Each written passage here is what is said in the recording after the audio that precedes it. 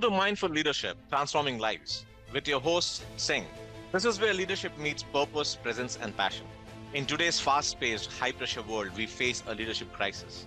Too often, teams are led by managers who lack empathy, clarity, and vision, leaving individuals uninspired, disconnected, and undervalued.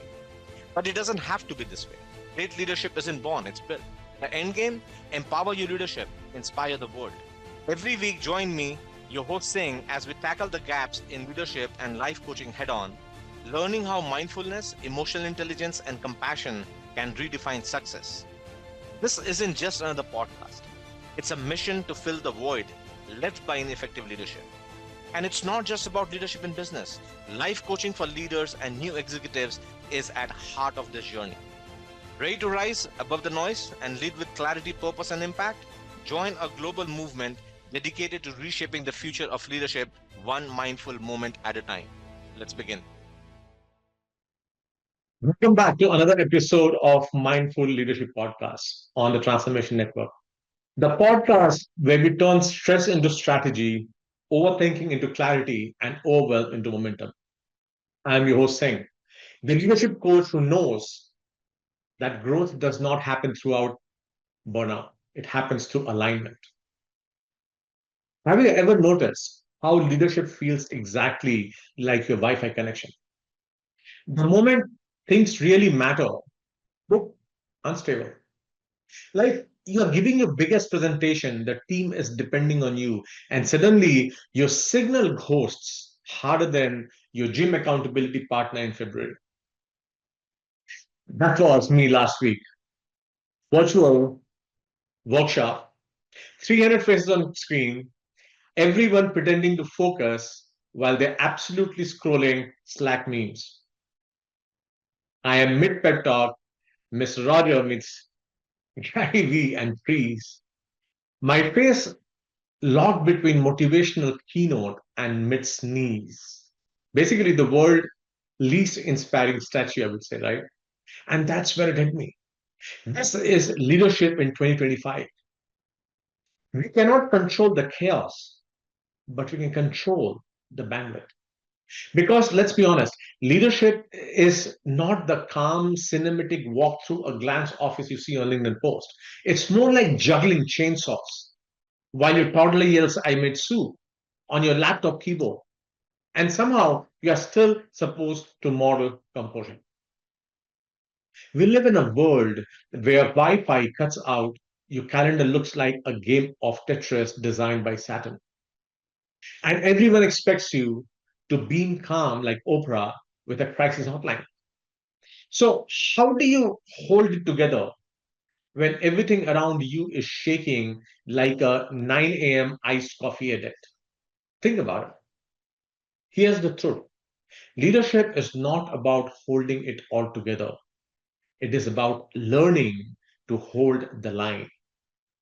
When things get wobbly, when the uncertainty hits, real leaders don't fake stability, they find center. They breathe. They remember who they are before they send that next Slack message that smells like panic in front form. So, right now, do me a favor, check your connection, not your Wi Fi, your internal one. Because today, we are talking about how to stay grounded when world goes full chaos mode. How to lead with calm clarity when your notification sound like fireworks. Just take a breath, find your signal. It's time to hold the line. Let's start here. Even the best leaders wobble. Now, it's not failure, it's just physics.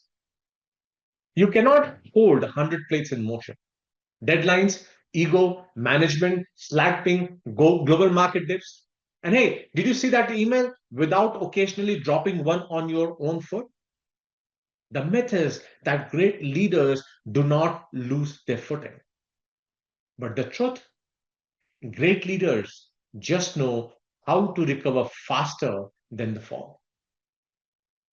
And let's be honest, leadership in 2025 feels less like running a company, running a team, running a project. It's more like managing a group chat during Mercury retrograde. Half of your job is just keeping people from melting down, including yourself. So, why do we not think about being grounded? Why do otherwise grounded, brilliant humans lose their balance under pressure? And we are going to break it down. First up, the all knowing hero symptom. You know, that moment after a promotion when you think, cool, now I'm supposed to have answers. Yeah, that's when your inner imposter starts bench pressing anxiety. Somewhere between your first direct report and your 47 Slack notification, that starts with quick question. You accidentally subscribe to leadership myth of omniscience. The idea that true leaders always know what to do. Hey, spoiler, you don't. You are a leader, not an AI chatbot. You are here to guide, not guess correctly. And the cost of pretending you know everything is burnout, decision fatigue, and that sweet 3 a.m. moment when your brain whispers, maybe I should have moved to Bali and start a candle business. Here is your reminder.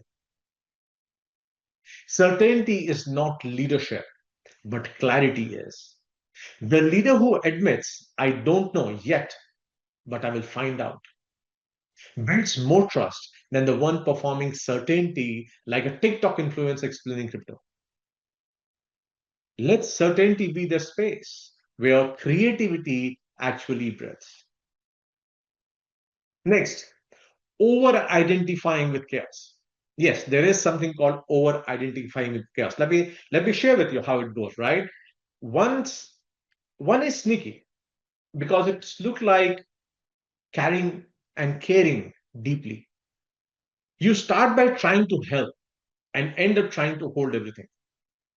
1 minute you're managing fires, next minute, congratulations, you are the fire. You don't just lead through stress, you become your team's shared Google Doc of panic. And now you're wondering why your calm feels like a buffering wheel. Every time you take on someone's emotional chaos as your own, you are basically like, hey everyone, dump your negative energy into my Dropbox. I have unlimited storage. Except you don't. Leadership is not about absorbing, it is about alchemizing. Taking that chaos, holding long enough to find coherence, and sending it back as calm direction. So, next time you feel your blood pressure sinking with your team's group anxiety, ask yourself, am I leading the storm or am I auditioning to be part of it? You can't lead what you are lost inside of. That is the difference between empathy and entanglement. I'll say it again. That is the difference between empathy and entanglement. In one, you appreciate and try to work towards coherence and solution. In other, you get entangled and become the problem. Now, buckle up because this one lives rent free in every leader's brain. I don't care how much experience you have, I don't care how much training you get. And I call it the FUD zone: fear, uncertainty, and doubt. Here it goes. Fear says you are not doing enough. Uncertainty chimes in, they are all watching you. And doubt seals the deal. Maybe this is not your thing. Your inner monologue becomes a group chat of insecurity. And guess what? Nobody is muting those notifications. Fear, uncertainty, and doubt are not villains. They are uninvited consultants in your mental meeting room. You just need to learn who gets a seat at the table and who does not get a mic. And here's the truth: confident leaders does not mean zero fear. It means fear gets to ride shotgun. It just does not get to drive. So when FUD shows up, treat it like a pop-up ad. Thank you for your feedback, but I will be upgrading to courage now. The job is not to banish fear, it is to stay grounded enough that fear loses its power to steer choice. Try a quick grounding reset right here, just you and me. Just take a deep breath through your nose, hold it, and now exhale like you're releasing every should you picked up this week. Again, breathe in clarity, exhale in certainty, and now you ask yourself quietly, where is my life? Am I trying to hold things that don't belong to me? It might be a project, a team drama, a deadline dressed up as a destiny. Let it go. Because you losing your grounding does not make the world more stable. It just doubles the chaos count. The strongest leaders are not the one who never shake. They are the one who learn quickly to recenter midway. That is the practice. You fall, you breathe, you find your center, you hold the line again. Leadership is not a posture, it is a pulse. Check your connection. All right, time to shift gears. We have named the chaos, and now let's get tactical. When leadership gets messy, when inbox turns into a panic parade of every calendar invitee feels like a trapdoor, one word can save your sanity. Stay. It is not a corporate acronym, it is human survival code, a four-letter leadership reset that works whether you are leading a boardroom or just leading and not trying to yell at Wi-Fi router. Because staying grounded is not about finding peace in the spa version of life. It's about staying still in the storm version. So what does that stand for, right? Stay. S is for step back. Take one literal step or a mental one out of the chaos. The half second of distance. That is your control panel. Because in leadership, reaction is gravity. It pulls you fast and hard. But reflection, that is the pause that changes the game. When everything is spiraling and you feel your cortisol writing angry tweets in your bloodstream, ask yourself, do I need to react right now? Or can I respond better in 5 minutes? That single mental step back can save you hours of cleaning up emotional messes you didn't mean to spill. The best leaders don't jump into fires. They step just far enough back to see the way out.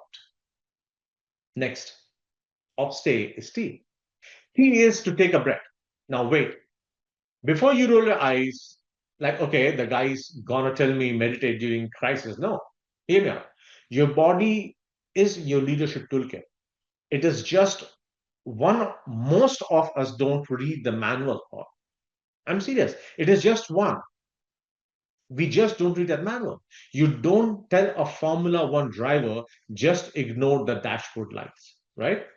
So why do we ignore our own? Breathe is through the nose. Just breathe in through the nose. Hold for a beat of your heart and exhale longer than you inhale.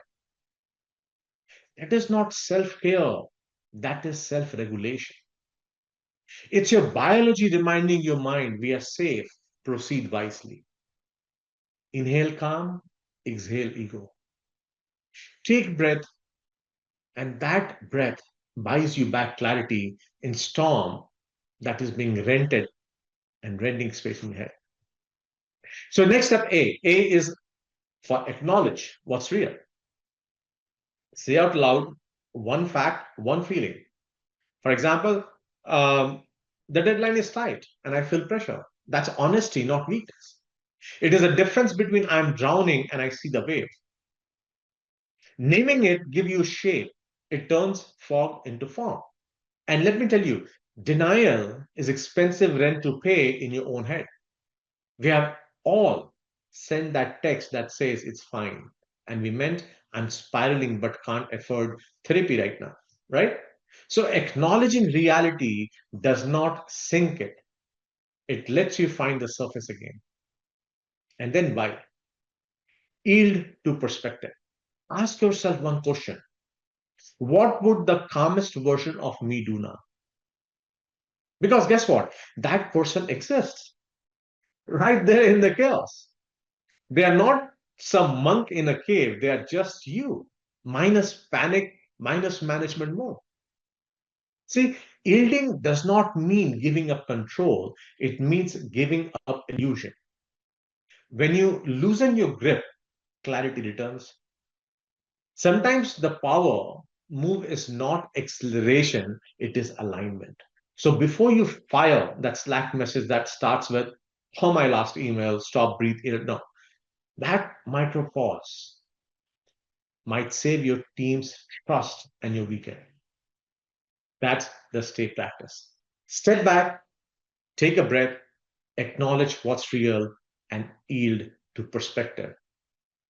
Now, this is not escapism, this is equilibrium. Grounded leaders don't run from storm, they hold still long enough to remember they are the calm.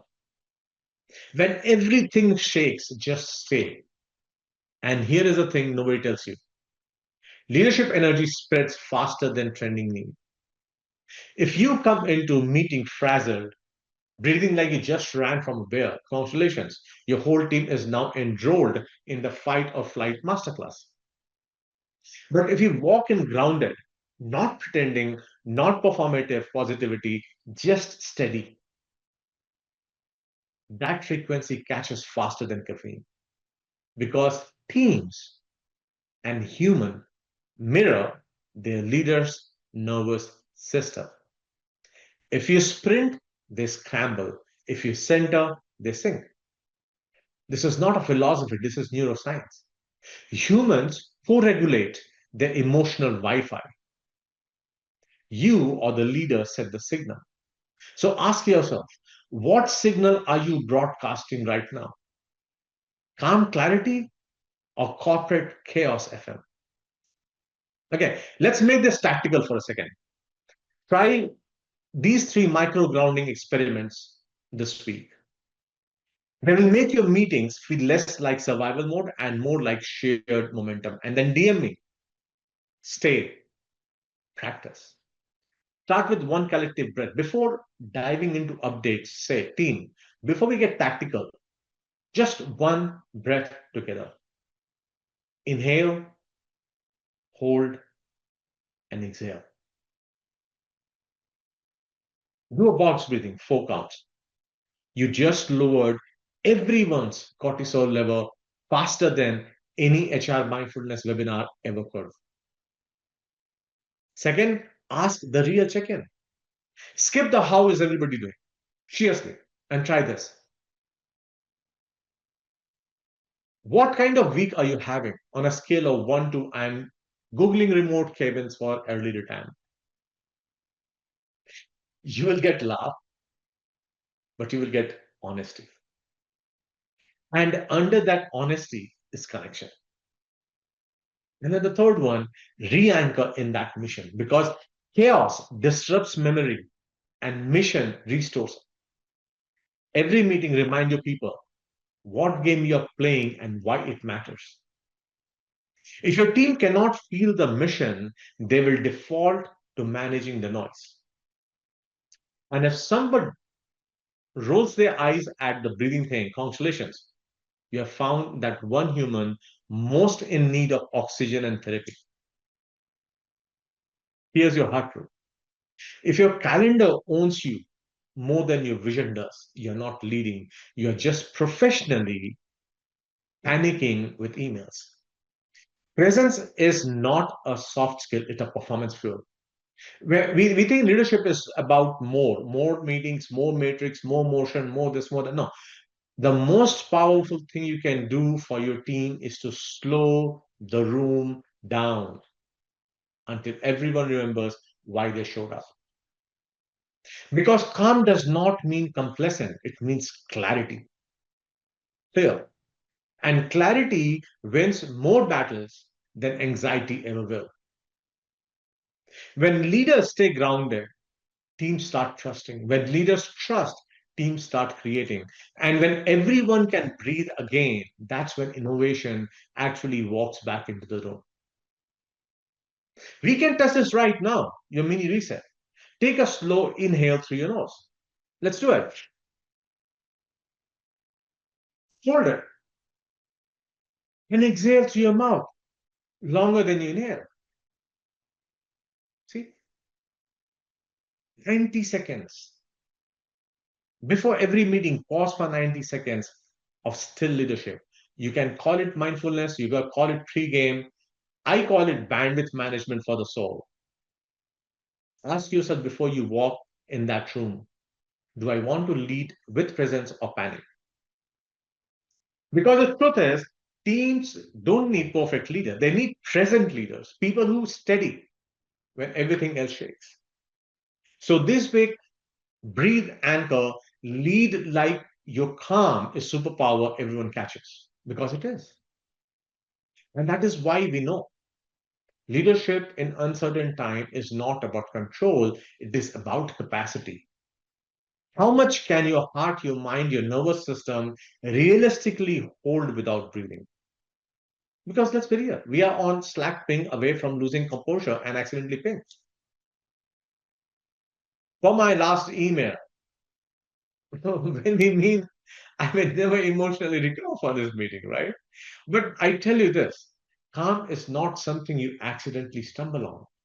It is a skill you build neurologically. And that is what this episode really been about. Training your brain to stay in leadership mode. The prefrontal cortex, instead of letting your fight or flight system run Monday. That's where our stay practice comes alive. Because this isn't just mindfulness fluff, this is hard neuroscience with a sense of humor, right? And if you start thinking about all my episodes, we have been talking about the same thing, right? What is mindfulness? It's not like you have to go and turn twist your body in 500 different ways, or you have to take that whole weekend on Himalayas. No, it's all about becoming present in the moment. How? Take deep breath, one deep breath, become present. The moment you become present with that deep breath, you become the observer. The moment you become the observer, you detach your emotions on the side and start thinking logically as a leader, right? I'll walk you one more time through stay, right? S, step back. When you physically or mentally take a step back from a situation, here is what you're really doing. You are creating distance from your amygdala. That's the little almond shaped drama queen in your brain screaming, we are all going to die. Every time a calendar invite looks crazy, right? Stepping back activates your prefrontal cortex, the logic center or the CEO of the brain. That's the part that says, we are fine, let's make a plan. It's not avoidance, it's neurological crowd control. Then T, take a breath. Now, the breath, I know everyone like, oh, sure, because breathing don't fix my 70 to 100 emails, right? No, a slow exhale activates vagus nerve, your body's internal brake pattern. That one long breath tells your parasympathetic system we are safe, which signals your prefrontal cortex to come back online. Acknowledging, A, what's real? Here's what's happening. When you label a fact a feeling, the project is late. I feel frustrated. Whatever. You move your emotions from limbic system to prefrontal cortex. That's emotional literacy backed by MRI scans. It's like hitting the save a PDF for your emotions. It keeps them from re-editing your day and then yield. That's a power move, right? When you ask what would the calmest version of me do next, you open neural pathways between prefrontal cortex and anterior cingulate cortex, the part of your brain responsible for empathy and problem solving. The micro question redirects mental bandwidth from reaction to reasoning, from ego to evolution. So calm is literally contagious. Your grounded nervous system tells your team's nervous system it's safe to perform, not to panic,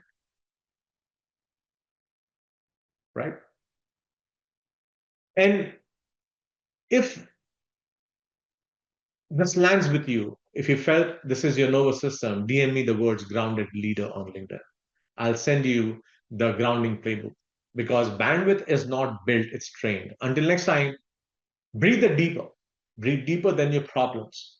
Your calm is not just personal, it's a leadership infrastructure. And you got this. And remember, check your connection. Head to the episode description and take Purpose Track assessment. It's free, no strings attached, and it could be breakthrough you did not know you needed. Remember, resilience is not being unbreakable. It's about being adaptable.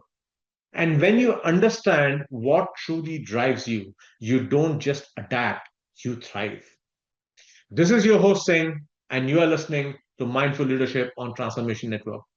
Go out there, lead loud, lead proud, and always lead with resilience. You got this, and I've got your back every step of the way. Have a good day. Bye.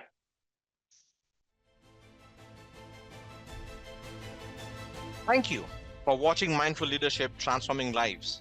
With me, your host, Singh. We are honored to have you join us on this journey to explore the transformative power of mindfulness, emotional intelligence, and authentic leadership. Tune in every week on transformationtalkradio.com at noon Pacific on Tuesdays, where we will continue to explore how mindful leadership can create a ripple effect of positive changes in your life and lives of those you influence. This show is dedicated to helping you lead with purpose, presence, and passion. Whether you're navigating the complexities of business, building strong connection with your team, or striving to make a meaningful impact in the world around you. To learn more about the show, access additional resources, or dive deeper, visit singpowerupcoach.com. Remember, leadership isn't just about what you do, it's about who you are. Let's continue to transform lives together, one mindful moment at a time. See you next week.